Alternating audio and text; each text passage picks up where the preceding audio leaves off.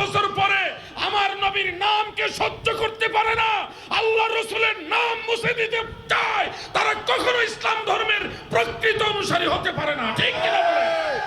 রাজশাহী এবং রংপুরের কিছু কিছু মসজিদে লা ইলাহা ইল্লাল্লাহ লেখা, পাশে মুহাম্মদুর রাসূলুল্লাহ, এটাকে তারা মুছে দিয়েছে। খসে খসে আমার নবীর নামটাকে তারা মুছে দিয়েছে। বেশ কয়েকটা মসজিদের মধ্যে এরকম হয়েছে।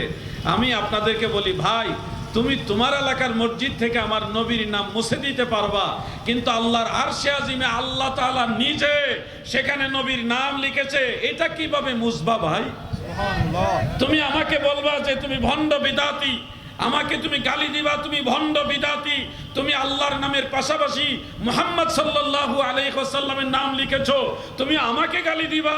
তুমি কি জানো সেই বাইতুল্লাহ শরীফে আল্লাহর ঘর কাবা ঘরের দরজায়, যেটা স্বর্ণের তৈরি দরজা, সেই দরজার এক পাশে আল্লাহু আর এক পাশে মুহাম্মদ লেখা। সুবহানাল্লাহ।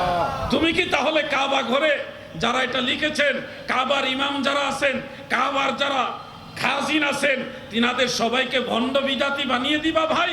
আমি দেখেছি ফিলিস্তিনে মসজিদুল আকসায় সেই মুসা আলাইহিস সালাম যেই পাহাড়ের উপরে দাঁড়িয়ে আল্লাহর সাথে কথা বলতেন, সেই পাহাড়ের উপরও একটা মসজিদ আছে। সেই মসজিদে সহ অনেকগুলো মসজিদে, সিরিয়ায়, দামেস্কে, জর্ডানে বহু মসজিদ আমি দেখে আসছি, এক পাশে আল্লাহু আর এক পাশে মুহাম্মদ লেখা।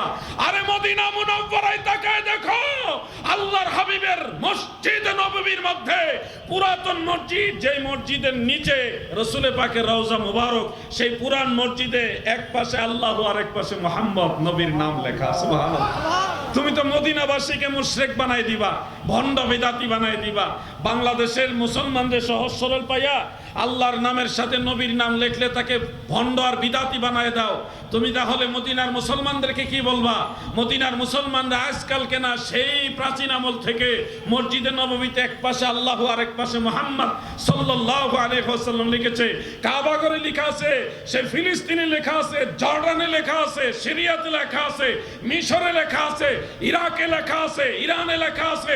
সারা ওয়ার্ল্ড ওয়াইড সব জায়গায় যেখানে মুসলিম অধ্যুষিত জায়গা পাবে সেখানে আমার নবীর নামের জিকির আছে।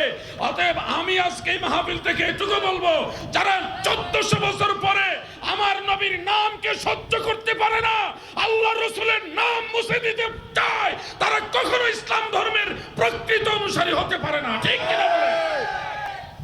এদের কাছে আল্লাহর হাবিবের ইসলাম নিরাপদ না, কারণ তারা নবীর নাম মুছে দিতে চায়, আল্লাহর হাবিবের নাম মুছে দিতে চায়। এটা একটা ভয়ঙ্কর দিক, যদিও আপনারা নরমাল মনে করেন, কিন্তু এই জাতি যদি কোনো ক্রমে সমাজে আধিক্যতা পায় তাহলে তারা কি করবে বুঝেন?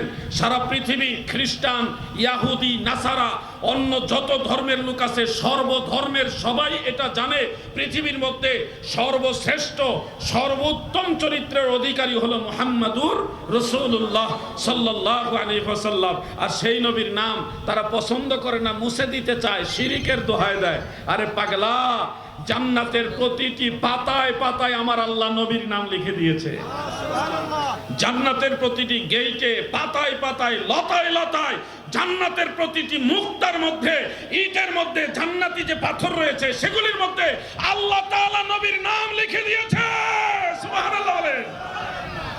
এজন্য নবীজির নাম মুবারক যারা পছন্দ করে না তারা ভালো মুসলমান নয়।